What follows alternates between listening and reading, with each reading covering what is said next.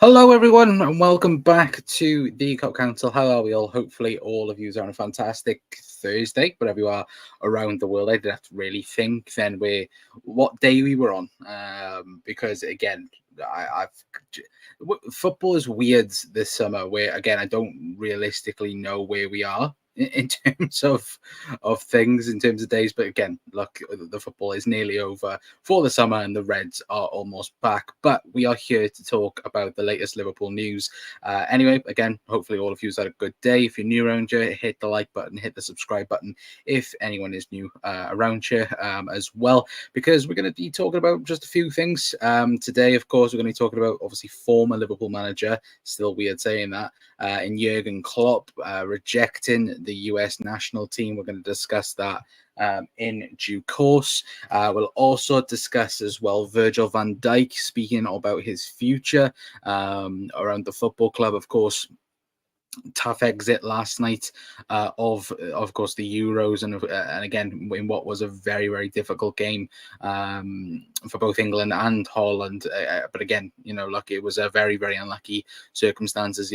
Holland going out on the last, pretty much the last kick of the game, to be fair to him. But we're going to talk about Virgil's future, and of course we're going to talk about the elephant in the room, of course, Darwin Núñez, of course, a part of the big massive brawl that happened after, of course, Uruguay lost to Colombia last night. Of course, obviously, a bunch of Colombian fans. If you guys have not seen it, again, you most likely have now. But again, Colombian fans attacking the families of the Uruguayan players. We're going to talk a little bit about that because, again, could Darwin Núñez get banned off of this? It could very well likely happen.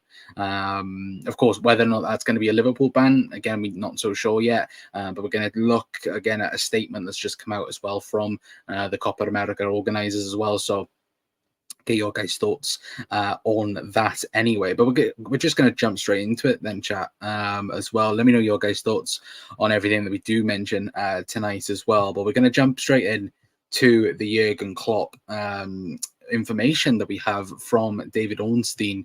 Of course, it says from David Ornstein himself saying Jurgen Klopp has rebuffed an approach to become the US head coach. Initial contact throughout obviously last week, but opportunity obviously declined from Jurgen. Of course, US bosses, former Liverpool manager, obviously US bosses wanted the former Liverpool manager want to break from football. Of course, the Athletic Post, obviously Miguel Delaney as well, also reporting on that news. And of course, there's been a rumor for about a week that this was the case. Of course, obviously USA didn't have the best Copa America.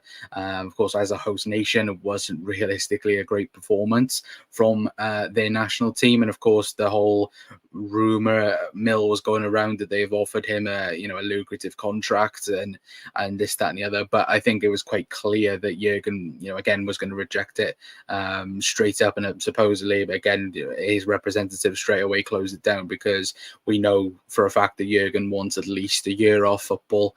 I would have been surprised personally if it took a couple of weeks for him to say yes to another job, which I think even him himself would have been. I think that would have been a whole other newsworthy situation to be talking about.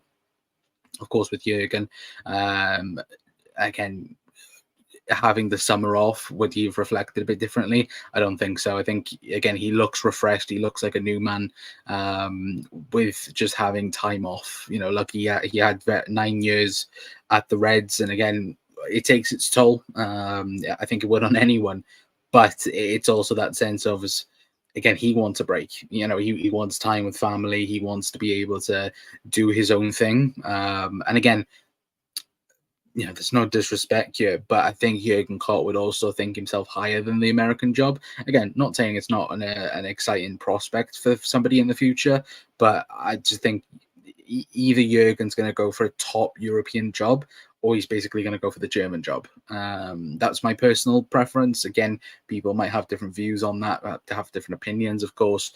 But for me, I just think Liverpool,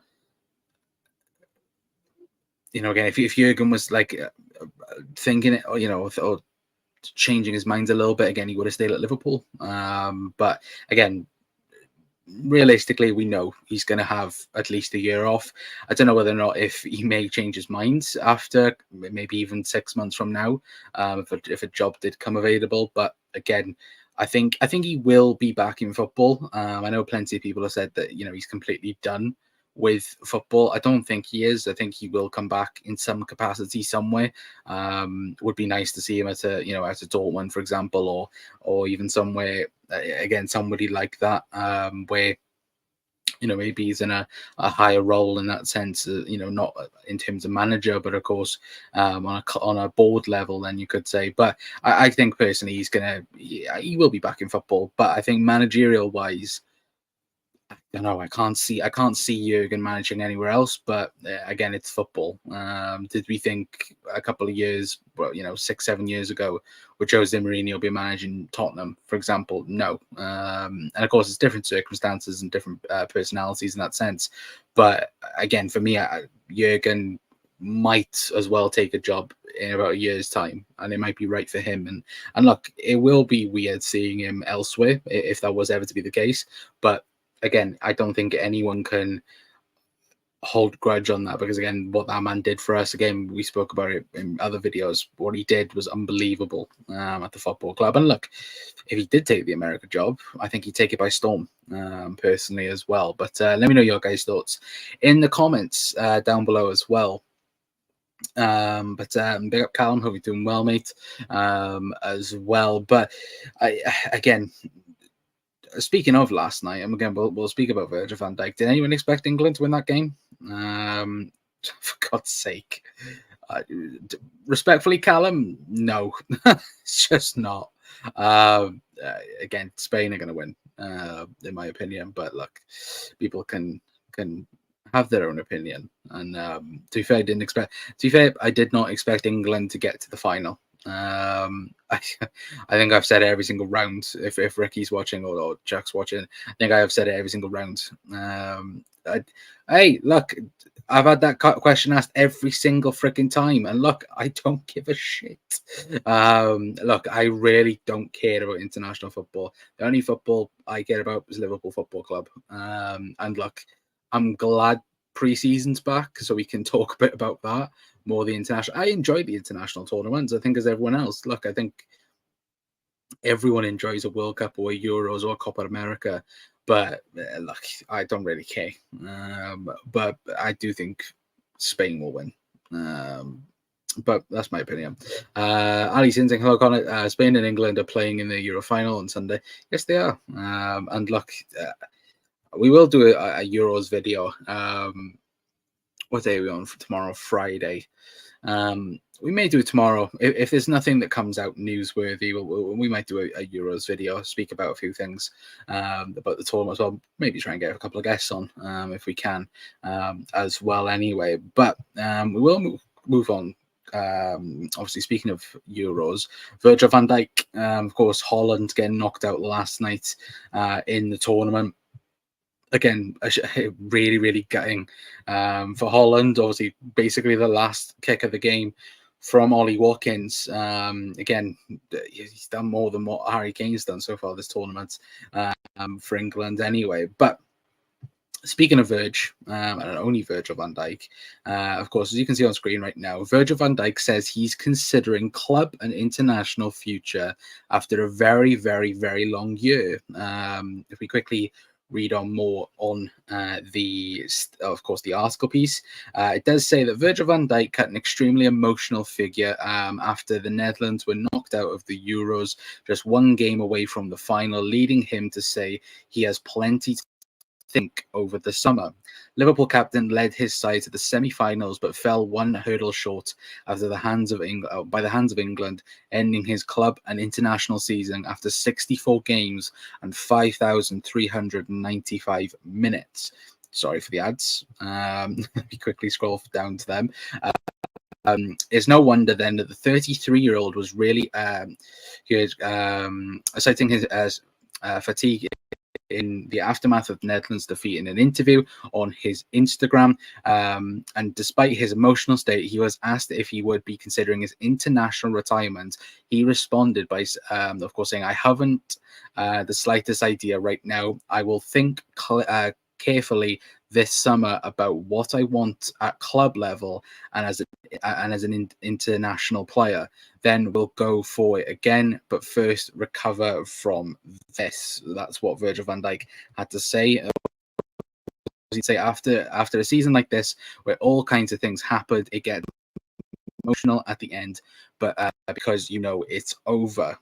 So if he said any more, he did also say, "I don't know what to say. It's difficult, just difficult to accept this. I'm pulling in the emotions." So again, a lot to think about over the summer. Of course, Virgil van Dijk is out of contract in the next season, of course, alongside or next summer I should say, alongside Trent Alexander-Arnold and of course Mohamed Salah.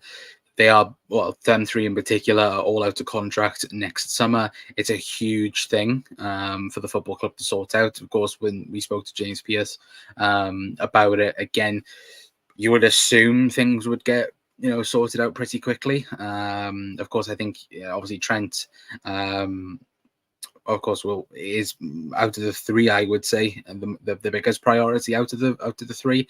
But again, getting Virgil van Dijk to sign a new contract is an important thing. Look, it's not like, again, people going, "Oh, he's a 33-year-old, let's get rid of him."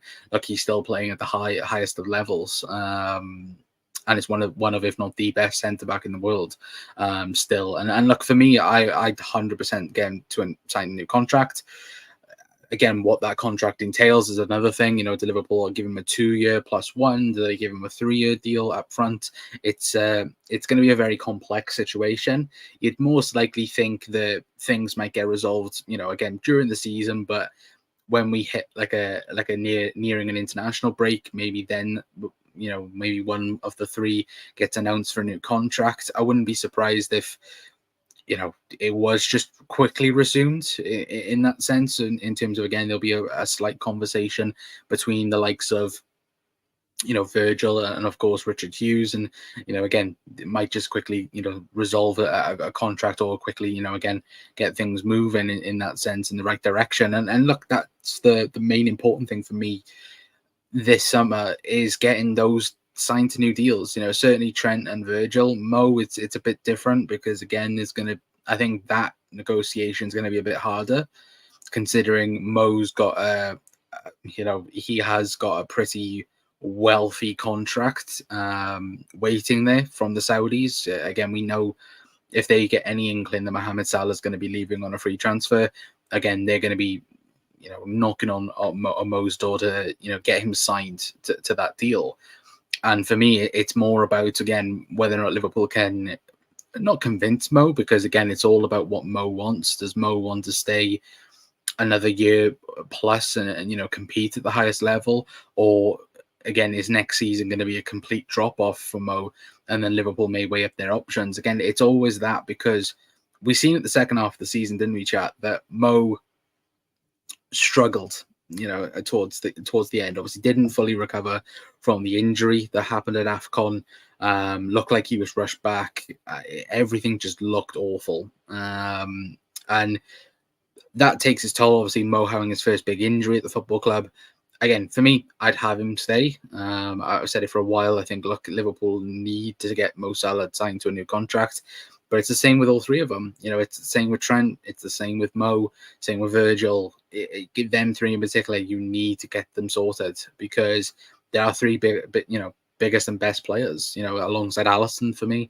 Again, they are up there for being the best in Liverpool's team, for me anyway. But again, I think things will get resolved between all three of them. I think they will all sign new contracts, but again, it does depend on how Liverpool do throughout the season, of course, as well. But Virgil might have had his thoughts all tournament, because he was awful all tournament. I don't think he was that bad. I think there was only one game that I saw that he was really bad. But then I thought Holland were bad. I thought he had a decent tournament. Mo looked sharp for Egypt in the summer, and he isn't going to the Olympics. Yeah, that's true. Do you feel Liverpool got a bit lucky with that? That nobody's going to the Olympics. Again, Egypt wanted Mo, Japan wanted Wataru Endo to go, and I think even Spain wanted Stefan Bajcetic to go to the Olympics. But again, none of them are going, which is really, really good for Arne slots. Again, I got thinking on that on the video before, but yeah, no, I think for Slot, it's again great that he's got those players in particular back for pre-season, and again, obviously you're going to add players coming back as well. Obviously you got Ali coming back. Obviously you'll now have Darwin hopefully coming back from the Copa America. Obviously you'll have Trent available, Joe Gomez, obviously Maka as well, and Luis Diaz obviously coming back from Sunday as well. Obviously 2-3 weeks they'll be off, but then they'll be back probably midway through the tour of America, and then again you can then start building the team then for Ipswich on the first day, and that's the main important thing, is getting Ipswich, getting the team ready for that game. Obviously we know now that the pre-season game, but obviously the last game at Anfield for Slot is of course going to be at Anfield against Sevilla. That's now a 12:30, which is clever smarting, to be fair, from the club. But again, it's all about Ipswich and the start of the season. If we can have a good start, then of course you never know what can happen for that anyway. But 12:30 kickoffs are ridiculous. They're always ridiculous. They should never be a thing. Again, I think we can say that, can't we, for ages, that 12:30 kickoff should never be a thing in football. But again, TV deals is just absolutely horrific, isn't it, chat, as well? Anyway, but again, let me know your guys' thoughts on the Virgil van Dijk situation. For me, I think he will sign a new contract alongside Mo and Virgil, but it will also be, it'll also be something that, again, hopefully we'll learn something about it very, very soon. For a preseason game, I don't think it's not bad for preseason games, because again, they're getting in that mindset, aren't they, for the week ahead? I would agree with that only if Liverpool wasn't playing a 12:30 the week after. But again, Liverpool will again try and adapt themselves to it. But does Liverpool play in different countries on their preseason friendly games? Yeah, we play in America for all of preseason, apart from the Sevilla game. Then we play Anfield. But I'm trying to think where we actually are in America. Hang on, chat. I'll quickly have a look now. I think we're in Are we in Pittsburgh? I think for the first couple of games. Doesn't actually say. So no, I think we're in Pittsburgh, and then we're going around America, which we normally do. Anyway, so again, I think we've done the tour before like that, but yeah, different countries. And then the final game will be at Anfield against Sevilla. I think we play Betis in 2.5 weeks, United, Arsenal, and then Sevilla is the preseason game. So only 4, but again, with a new manager, that's expected. Unlike a couple of years ago, I think where Liverpool played, I think it was like 7 or 8 preseason games, which was again ridiculous. But again, we'll have to just wait and see whether or not if another game does come on the scene anyway. But we'll move on then. We'll talk then about the Darwin Núñez situation. Yeah, again, an ugly scene. Again, it's never nice seeing what happened last night at the Copa America. As I knock my camera, there we go. As you can see, my curtains then. But yeah, not ugly scenes at the Copa America last night. Again, I don't have to show the entire videos and photos, but again, you can get a gist of it just off this as well. It wasn't nice to see, and of course you guys can obviously see on social media and so on as well. But of course, obviously Darwin, alongside a few Uruguayan players, obviously did go into the crowd after again a fight that obviously that did that did happen, of course, between Colombian fans and of course the Uruguayan families. Again, horrible to see. Again, we're going to get on to what Liverpool have said or what Liverpool journals have said about the situation, and of course we'll take a look at the official response from the Copa America for it. But just to quickly get on from my opinion, again, people will straight away go on it, and again, oh, Darwin should be banned, Darwin should be this, should be that.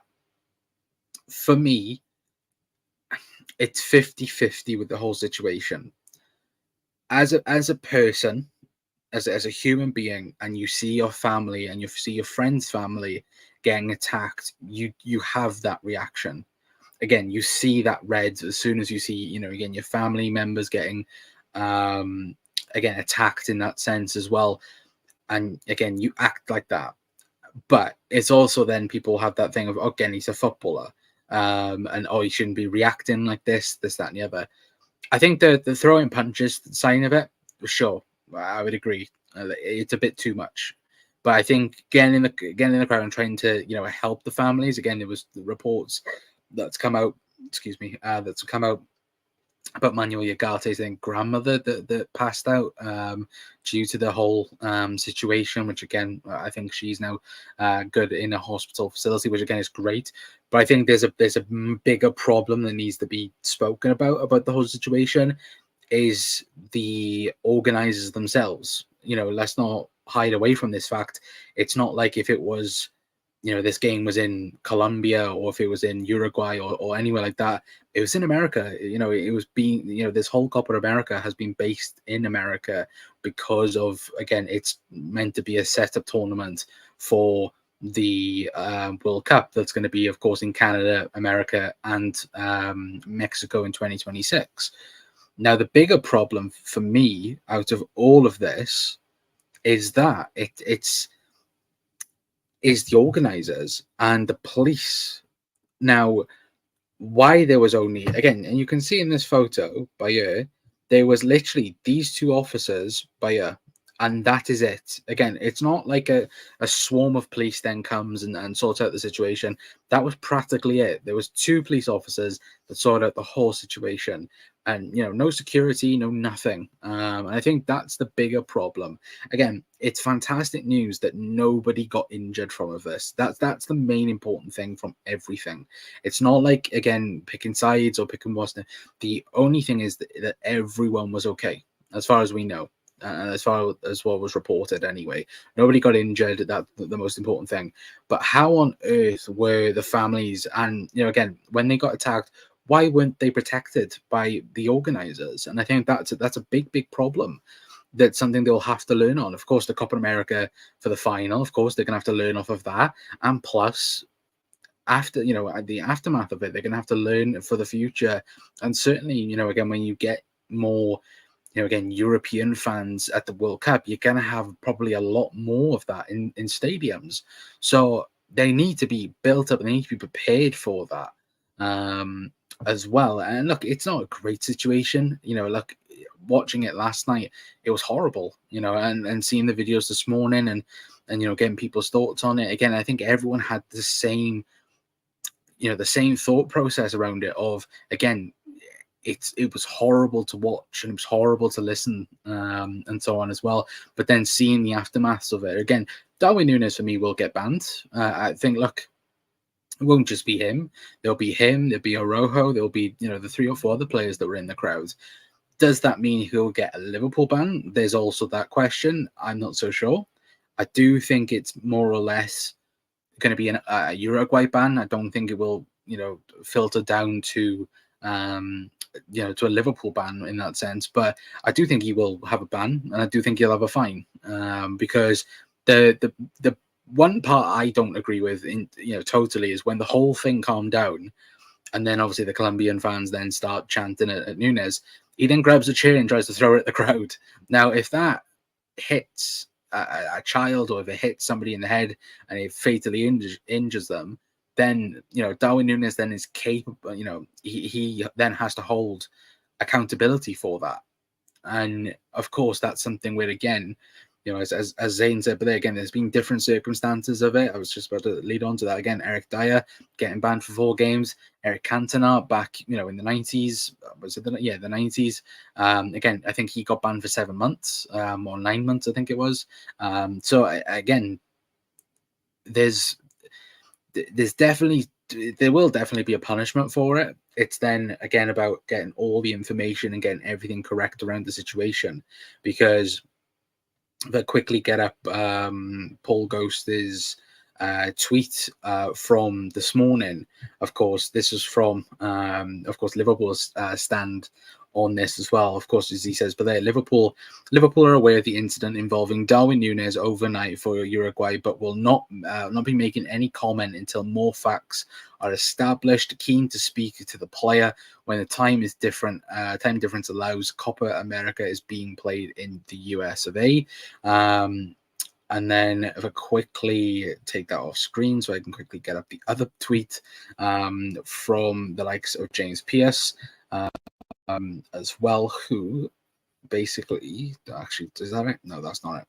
Let me quickly find it. There we go. So yeah, as he says, but there as well from this morning. Yeah, she says, but LFC keen to establish the facts around what went on after Uruguay v Colombia. Before any comment, we'll be reaching out to Darwin Nunez when time differs allow. Priority is checking on his and his family's welfare. LFC will also be in contact with the Uruguayan Federation as well. So again, it's something, of course, that, again, like I keep saying, it's something you don't want to see at a football game or after a football game. Again, Colombia should have, they should have celebrated getting to a Copa America final, which again is a huge achievement in itself. But again, the major talking point after it was this. It was the whole situation. And again, I think if it was any other player, because I've seen, people say, oh, Darwin should be banned for years and so on. Again, if Darwin Nunez had gone in the crowd and had purposely gone and punched someone because they said something and so on, that I would 100% agree with. But when a person sees their family or their friend's family getting attacked and getting, again, punched, kicked, whatever, your first call is trying to protect them. And that's what FIFA or whoever is going to, establish the ban, I think they need to take that into consideration. There will be a ban and there will be fines, but there needs to be, again, we speak about, again, humanizing the situation. That's what FIFA need to do. Again, sorry, chat, my nose is absolutely itching. Excuse me. But that's what FIFA needs to do, or whoever's going to sort out the punishment. They need to bring in the human side of it. And of course, like, as Zane says, but there, as I can quickly get the comment, Eric Cantona was way worse. He fully kicked a fan in the chest. Exactly. And again, as you said, don't even think Darwin laid proper punches. He was mostly like shadow boxing sort of thing to scare them off. Yeah, and exactly. But again, they will probably say the intent was there by Darwin. And for me, that's the difference as well, though. It's not like if the chair had been like it was, if the chair was thrown and it hit somebody and it injured them, then that's a whole different conversation. Because again, the situation, I think, had calmed down a little bit.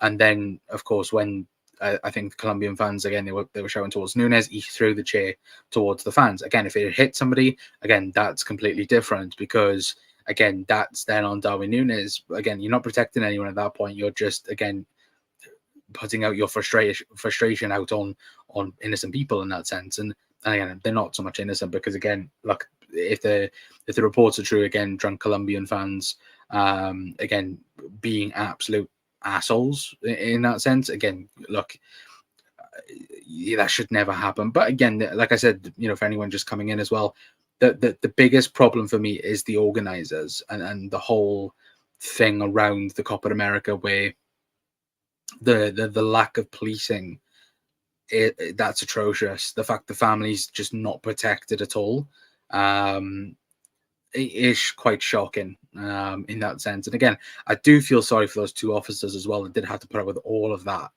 as well, because again, they got no support of anyone. It wasn't like if they quickly there was quickly help or so on. Again, between the families and the players and that, they then took away the Colombian supporters. But again, that's something again that should never ever be seen. And again, will Darwin get banned off of it? I do think yes, but I don't think it'll bother Liverpool. But again, does that, Arne Slot spoke about he's already spoken to Darwin Nunez and he wants Nunez in his plans and so on. I've seen people today saying, does this affect potentially his plans for Darwin Nunez in terms of the team? And maybe it does, maybe it doesn't. Of course, people have obviously compared it to, of course, the headbutt back in Darwin's debut game at Anfield against Palace.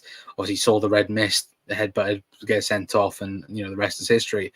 But I think this is different. I do believe it's different. But again, I wouldn't be surprised if FIFA again took the human side away from it and just being absolute idiots about it. But let me know your guys' thoughts in the chat anyway, and let me know watching the repeat as well, because I know plenty of people do watch on the repeat. Again, I think for me it does definitely that a ban will happen 100%. It's all about then the severity of it. Is it going to be a big ban? Does that then filter into Liverpool, to club football? Again, I don't think so. But again, with FIFA, I wouldn't be surprised as well. And one thing as well people haven't really mentioned is the fact that Luis Suarez tried to bite somebody again, which nobody's really caught on about neither, which is pretty bad. Again, very, very bad, I should say.